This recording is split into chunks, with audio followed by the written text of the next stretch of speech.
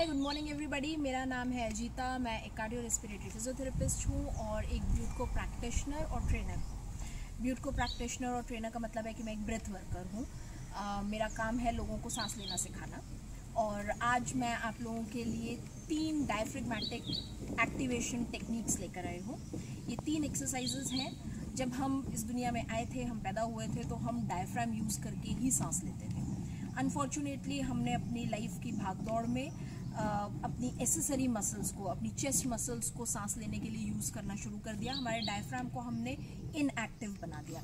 हमारे डायफ्राम में जितना मूवमेंट होना चाहिए वो नहीं हो रहा है। सो इंस्टेड ऑफ कि मैं आपको डायफ्रेगमेटिक ब्रीदिंग सिखाऊं या बेली ब्रीदिंग सिखाऊं, मैं आपको डायफ्राम एक्टिवेट करने की टेक्निक सिखाऊंगी। क्योंकि डायफ्रेगमेटिक ब्रीदिंग एक नेचुरल और नॉर्मल फिनोमिना है जो हम सबके बॉडी में ऑलरेडी इनहेरेंट है। हम सब डायफ्रेगमेटिकली ही ब्रीथ करने के लिए बने हैं। सो हमको सिर्फ अपने डायफ्राम को एक्टिवेट करने की ज़रूरत है। We'll go through 3 very basic diaphragmatic activation techniques. ये 3 एक्टिवेशन टेक्निक्स अगर आप रोज़ 5 से 10 मिनट भी प्रैक्टिस करते हैं तो आप दिन भर जो भी सांस ले रहे हैं वो सारी सांसें आपकी डायफ्रेगमेटिक ब्रीदिंग ही होंगी। You will naturally breathe diaphragmatically. So will start with our first exercise. हमारी सबसे पहली डायफ्रेगमेटिक एक्टिवेशन टेक्निक के लिए हम बिल्कुल सीधे लेटेंगे। आप चाहे तो पिलो यूज़ कर सकते हैं सर के नीचे। हम घुटने मोड़ेंगे। आप चाहे तो घुटनों के नीचे भी बोल्स्टर या पिलो का यूज़ कर सकते हैं। एक बुक अप्रॉक्सीमेटली इस थिकनेस की हम आपके नेवल के ऊपर रखेंगे, नेवल से थोड़ा ऊपर, जहां आपका चेस्ट वॉल खत्म होता है और आपका पेट शुरू होता है, आपका एब्डोमेन शुरू होता है, वहां पे हम इस बुक को रखेंगे। ध्यान रखें, बुक बहुत भारी नहीं होनी चाहिए। ये सिर्फ एक प्रोप्रियोसेप्शन है ताकि आप फील कर सकें अपने डायफ्राम के मूवमेंट को।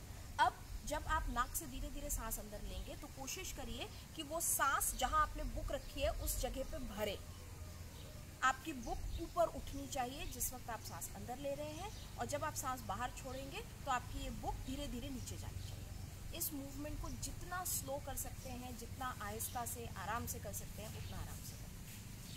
एक सेशन में आप ये एक्सरसाइज 10 to 15 मिनट्स के लिए कर सकते हैं। ये एक्सरसाइज आपको सोने में भी मदद करेगी। अगर आपको इंसोम्निया की प्रॉब्लम है, आपकी नींद आसानी से नहीं लगती है, आपका हार्ट रेट बहुत ज़्यादा है या आपका बीपी बढ़ा हुआ है, तो ये एक एक्सरसाइज सिर्फ डायफ्राम एक्टिवेट नहीं करती है, ये एक्सरसाइज आपको उन सारी चीज़ों में भी हेल्प करेगी। So this is first diaphragmatic activation technique. Book रखना है, बुक के मूवमेंट को मॉनिटर करना है, अपनी ब्रेथ को फील करना है। जब आप सांस अंदर लें तो बुक को धीरे धीरे ऊपर उठना चाहिए, जब आप सांस बाहर छोड़ें तो इस बुक को धीरे धीरे वापस जाना चाहिए। इस मूवमेंट को जितना स्लो कर पाए उतना अच्छा है। सेकेंड एक्सरसाइज के लिए हम ग्रेविटी का सहारा लेंगे। ग्रेविटी की मदद से हम डायफ्राम को एक्टिवेट करेंगे, डायफ्राम के मूवमेंट को इंक्रीज करने की कोशिश करेंगे। इसके लिए आप पेट के बल लेटेंगे, अपना वजन अपनी कोहनियों पे रखेंगे और पेट को जमीन के ऊपर उठाएंगे। जमीन और पेट के बीच में गैप होना चाहिए। अब जब हम सांस अंदर लेंगे तो हम अपने पेट से जमीन को नीचे की तरफ दबाने की कोशिश करेंगे, और जब हम सांस छोड़ेंगे तो हमारा पेट वापस अपनी जगह पे आएगा, जमीन से ऊपर। थर्ड डायफ्रेगमेटिक एक्टिवेशन टेक्निक को हम ब्रेथ होल्डिंग एक्टिवेशन कहते हैं। ब्रेथ होल्ड एक्टिवेशन में हम एक नॉर्मल सांस अंदर लेंगे, एक नॉर्मल सांस बाहर छोड़ेंगे। इसके बाद मैं अपनी सांस को रोकूंगी। I pinch my nose, I keep my mouth closed, और फिर जो मैं सांस लूंगी वो सिर्फ मेरे चेस्ट कैविटी के अंदर होगी। मैं किसी तरह की सांस बाहर नहीं छोड़ूंगी और बाहर से कोई सांस अंदर नहीं जाएगी। मैं सिर्फ अपने डायफ्राम के थ्रू अपने चेस्ट के अंदर एयर को मोबिलाइज करूंगी। So I take a normal breath in, a normal breath out, concentrate on my chest and abdomen.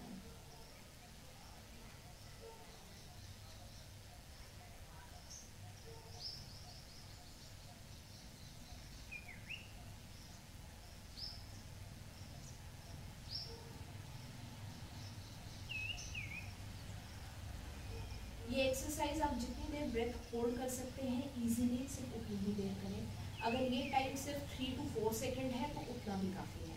एक बार में इस एक्सरसाइज को आप 5 to 6 टाइम्स कर सकते हैं, लेकिन हर रेपिटेशन के बीच में 1 मिनट का गैप रखेंगे। So this is diaphragmatic activation through breath hold. अगर आपको ऐसा लगता है कि ब्रेथ होल्ड करने में आपको घबराहट होती है या आपको already anxiety attacks, panic attacks आते हैं, आप प्रेग्नेंट हैं या आप हार्ट पेशेंट हैं, तो काइंडली इस एक्सरसाइज को बिल्कुल ना करें।